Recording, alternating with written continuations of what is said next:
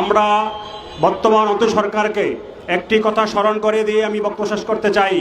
স্বাধীনের পর থেকে এই পর্যন্ত যতগুলো সরকার বাংলাদেশের রাষ্ট্র ক্ষমতায় এসেছে, একটি সরকারও সম্মানের সাথে বিদায় নিতে পারে নাই।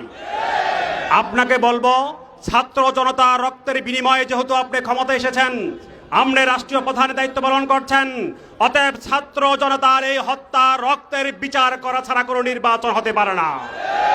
দ্বিতীয় কথা হলো যে জুলাই সনদ তৈরি করা হয়েছে, এই জুলাই সনদের আইনি ভিত্তি না দিয়ে কোনো নির্বাচন করার চেষ্টা করবেন না।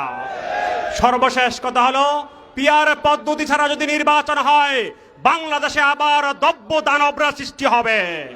অতএব কোন দানব সৃষ্টি হোক, এমন কোন নির্বাচন বাংলার যুব সমাজ চায় না।